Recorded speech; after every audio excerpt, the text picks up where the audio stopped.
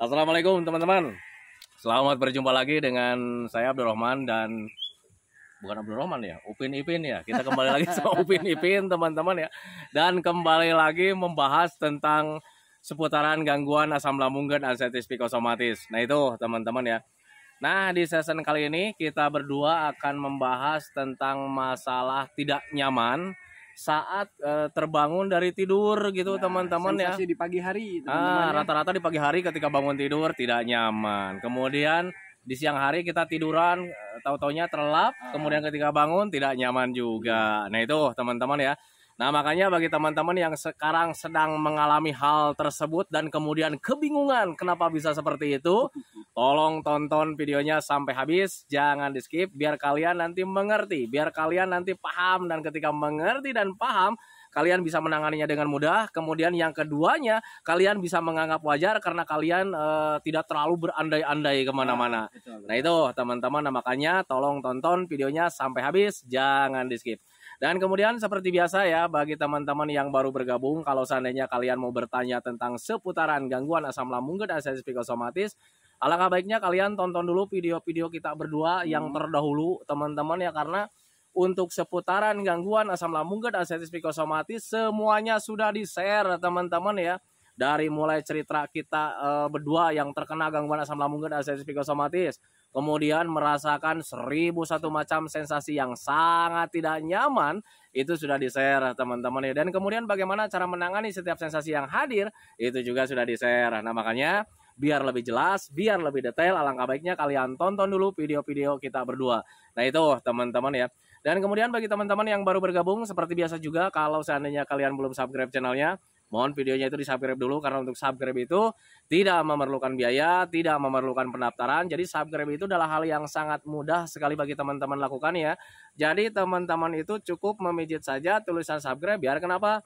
Jujur ya, biar videonya itu cepat berkembang dengan baik. Dan kalau seandainya videonya itu berkembang dengan baik, sudah barang tentu itu akan menambah semangat buat kita berdua untuk selalu share terus tentang seputaran gangguan asam lambung dan artritis psikosomatis ini terhadap kalian.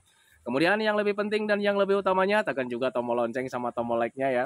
Biar kalian itu dapat notifikasi atau pemberitahuan video kita berdua teman-teman ya, yang terbaru. Nah itu teman-teman, makanya tolong pijit tombol loncengnya sama tombol like-nya ya, biar kalian itu dapat notifikasi atau pemberitahuan video yang terbaru. Nah itu teman-teman ya.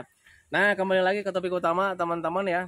Ini sebetulnya ide judul video itu dari dia teman-teman ya, karena banyak sekali yang bertanya tentang Pak ya, nih gimana nih cara nanganin ketika bangun tidur itu ada rasa tidak nyaman, kan seperti itu ya Kang Asep ya.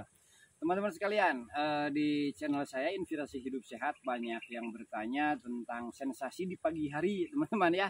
Nah mungkin mereka penasaran juga nih, kata Kang Abdurrahman gimana nih, kan mereka bertanya di kolom komentar saya sudah jawab, tapi mungkin mereka juga pengen jawaban juga dari Kang Abdurrahman ya, karena memang kan Kang Abdurrahman juga sama mengalami gangguan asam lambung dan psikosomatis, dan dia itu sudah lebih sembuh duluan. Malah termasuk orang yang membimbing saya teman-teman ya ke jalan yang yang benar. Bajingan dulu dia. Nah itu teman-teman ya. Jadi perlu pembahasan kembali supaya lebih yakin mereka. Betul. Gitu. Nah untuk orang yang terkena gangguan asam lambung dan artritis psikosomatis, termasuk kita berdua teman-teman, jangankan saya, dulu juga dia ngalamin gitu teman-teman ya. Jadi saat bangun tidur itu ada perasaan tidak nyaman gitu teman-teman ya. Perasaannya itu kayak macam gundah gulana teman-teman ya.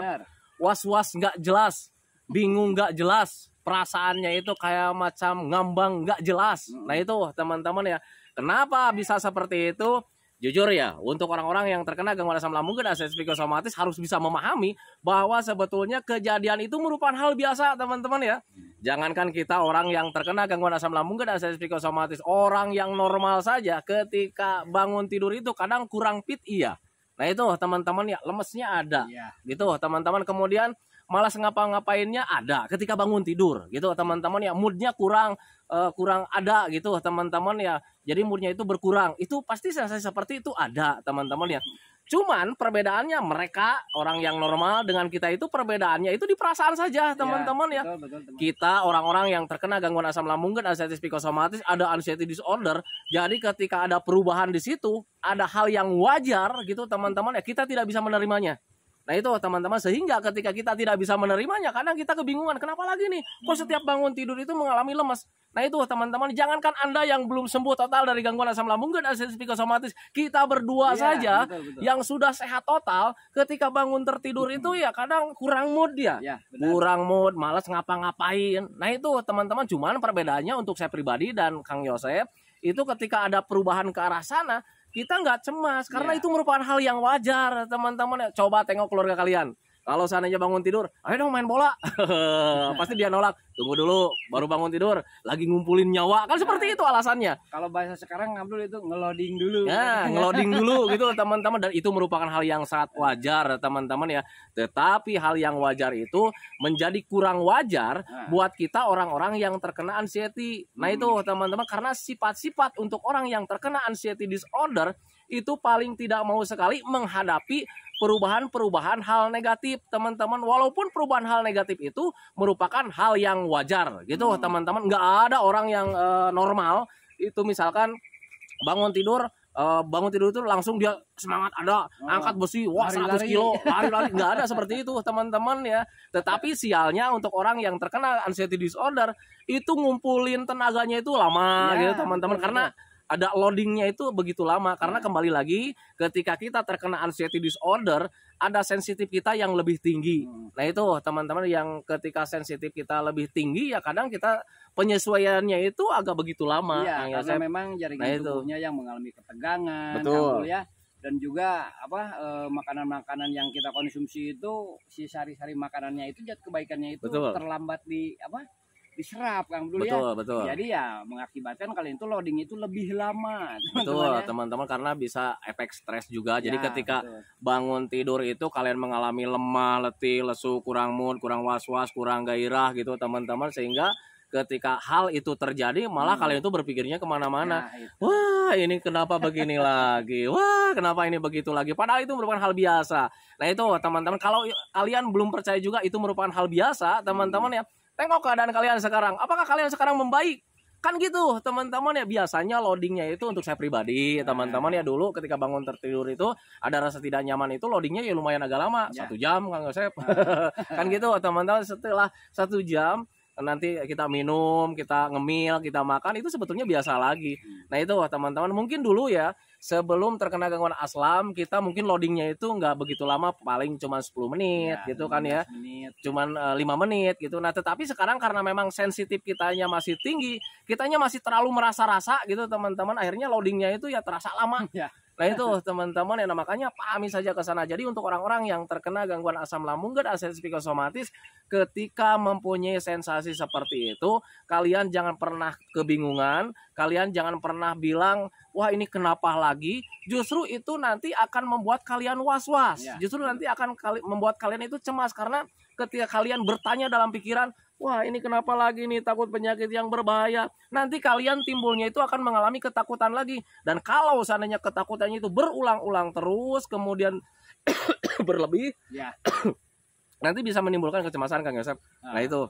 Nah teman-teman sekalian, sebetulnya kecemasan banyak ngomong jadi gatal tenggorokan. Minum dulu teman-teman ya. Teman-teman sekalian, sebetulnya sih sensasinya itu wajar-wajar saja. Yang menjadi kurang ajarnya itu ketika kita mengalami kecemasan, Kang Dul ya. Betul. Nah itu, jadi segala sesuatu itu yang membuat berat itu sebetulnya dicemas Kang Yosep gitu.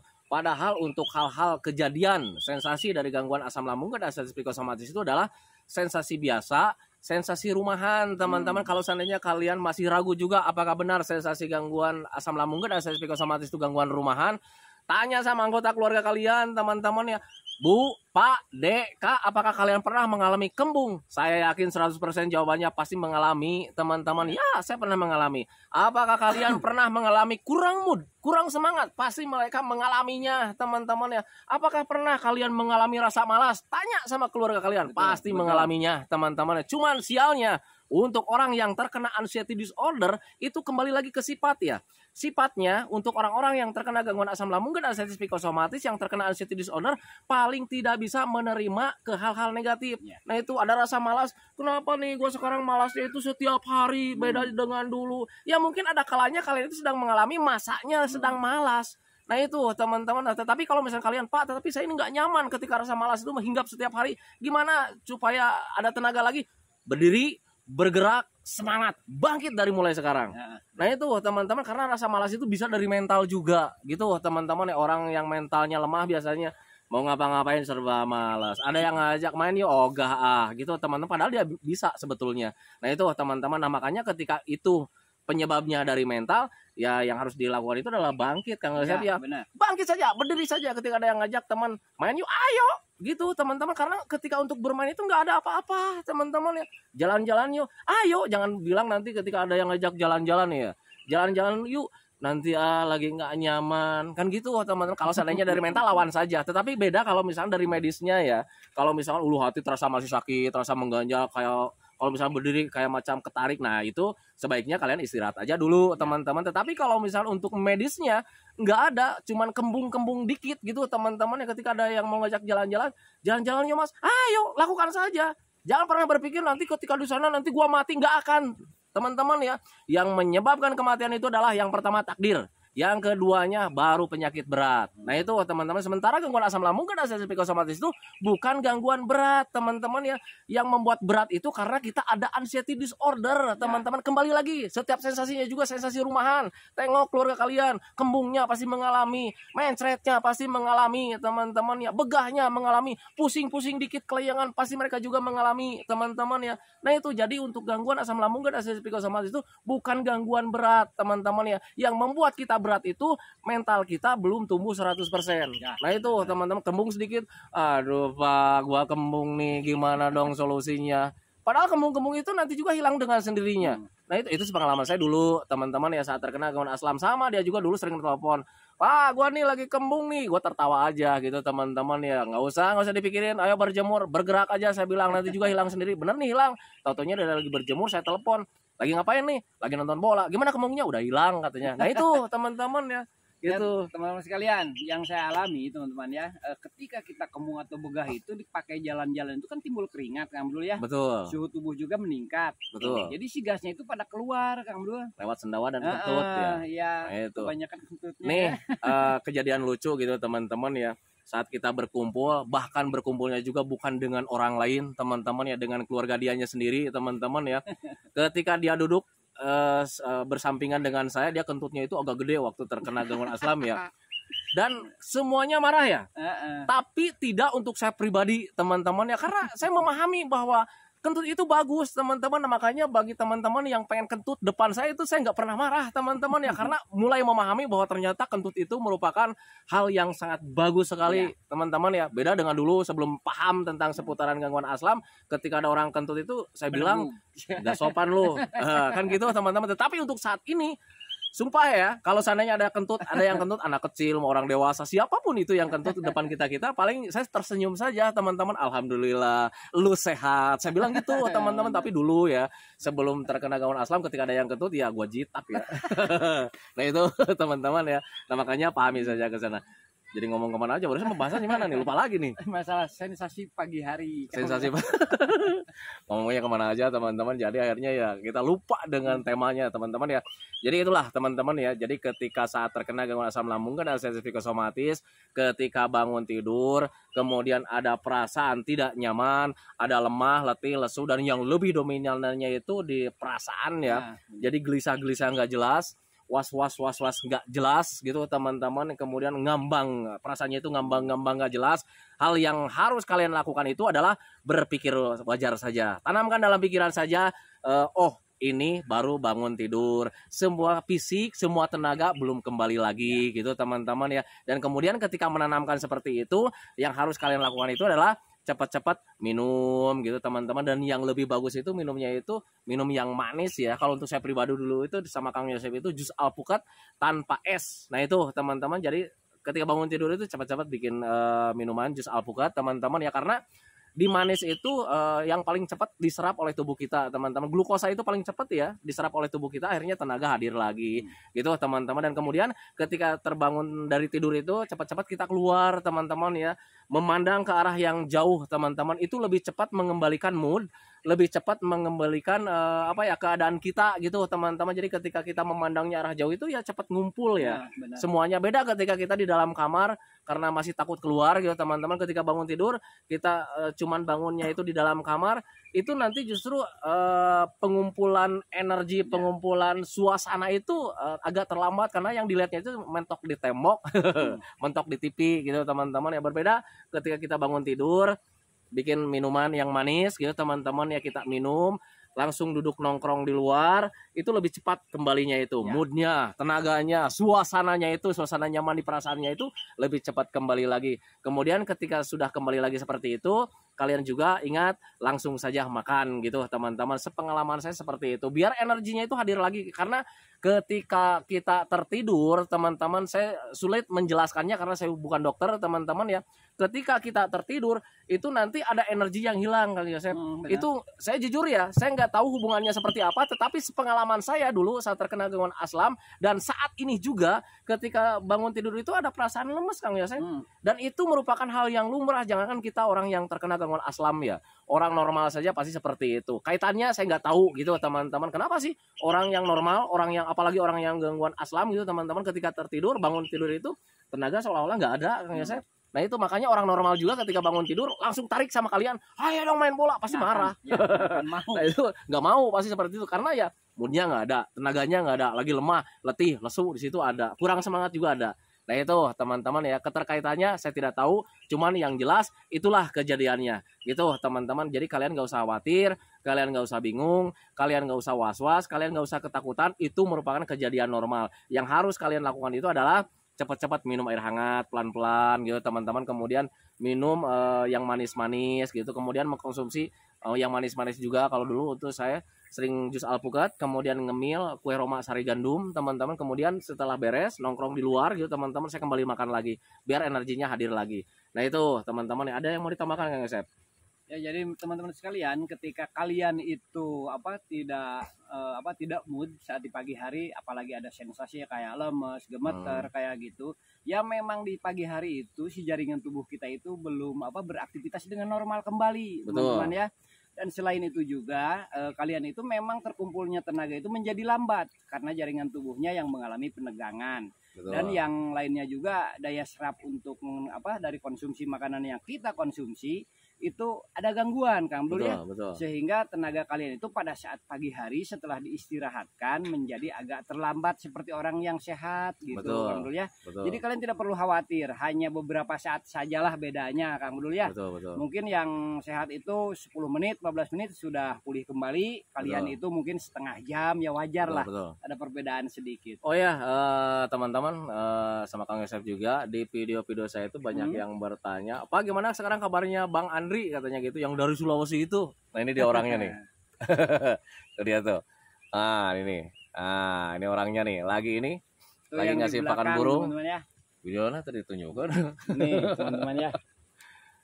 Nah, itu ya. Tuh Kang Andi yang dari Sulawesi itu ya.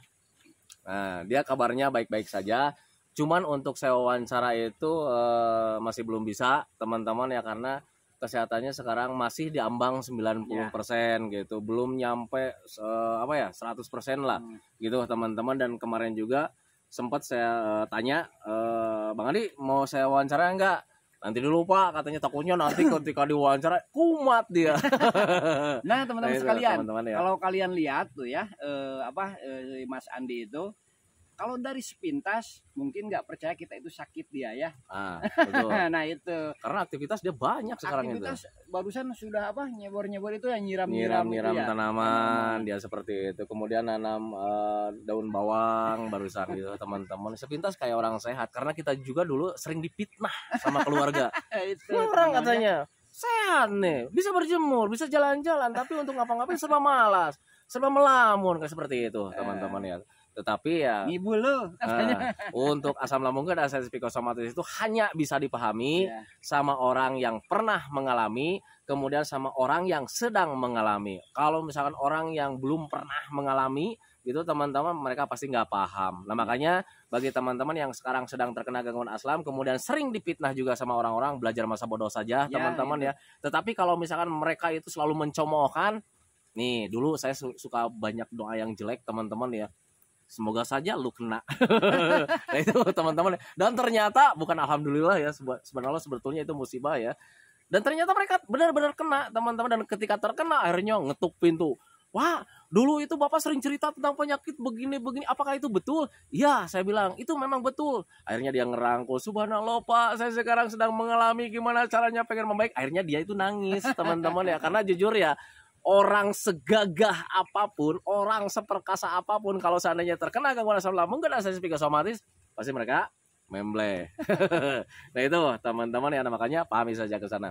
Nah itu teman-teman ya, tentang seputaran sensasi Di pagi hari ya. di pagi hari, atau misalkan bangun tidur kalian merasa tidak nyaman gitu teman-teman, di perasaan, di fisik, di mental, di apa ya, di mood, itu sebetulnya hal biasa teman-teman. Tetapi kejadian itu menjadi luar biasa itu karena memang sensitif kitanya itu masih terlalu besar. Untuk kejadian saat bangun tidur kita merasa tidak nyaman, kemudian kurang mood, kurang gairah, tidak ada semangat, itu sebetulnya orang lain juga yang normal juga mengalami hal seperti itu. Tetapi perbedaannya, kita orang yang terkena anxiety disorder ada ketakutan karena sifat dari anxiety disorder itu paling tidak mau sekali mengalami perubahan ke hal negatif. Ya. Nah itu teman-teman. Nah sekarang solusinya gimana? Yang pertama kita terima saja karena itu merupakan hal biasa sebetulnya. Kemudian yang keduanya, kalian cepat-cepat minum air hangat pelan-pelan, apalagi yang bagusnya itu air yang manis teman-teman. Kemudian setelah itu duduk nongkrong depan rumah, usahakan kalian pandangannya itu harus yang luas gitu teman-teman, ke arah yang jauh teman-teman, jangan mentok di tembok. Nah itu teman-teman, biar kalian itu moodnya, semangatnya, kemudian ruang lingkup pandangannya itu cepat kembali lagi gitu teman-teman. Kemudian yang ketiganya, setelah itu beres, kembali lagi makan, energinya harus diisi lagi. Nah itu teman-teman, biar cepat membaik dari apa ya, lingkungan atau sensasi seperti itu. Nah itu teman-teman ya. Nah itu teman-teman ya videonya, semoga saja videonya itu menjadi wasilah buat kalian, semoga saja videonya itu menjadi pencerahan buat kalian, ya minimal hanya sekedar menemani kalian lah yang sekarang sedang merasakan A, B, C, D-nya dari gangguan asam lambung dan asam psikosomatis. Kenapa saya katakan A, B, C? Banyak sensasinya teman-teman ya, tetapi dan bervariasi sekali. Bervariasi dari ujung rambut sampai ujung kaki ada. Nah itu teman-teman ya. Nah itu teman-teman ya. Sebelum videonya saya akhiri, saya selalu mendoakan sama teman-teman itu, semoga saja teman-teman itu cepat sehat lagi, Amin. cepat sembuh lagi, Amin. cepat kembali lagi keadaan kalian yang dulu, baik semangatnya, moodnya, tertawanya, pokoknya kehidupan kalian yang berwarna itu semoga saja cepat kembali lagi, betul. karena memang saya yakin 100% bahwa keadaan kalian yang dulu itu sangat dirindukan sekali. Nah itu teman-teman, kemudian doakan saya juga teman-teman ya, agar saya itu tetap sehat, tetap kuat, tetap ceria, agar masih bisa tetap menemani kalian. Nah itu teman-teman ya. Saya hentikan videonya teman-teman ya. Assalamualaikum warahmatullahi wabarakatuh.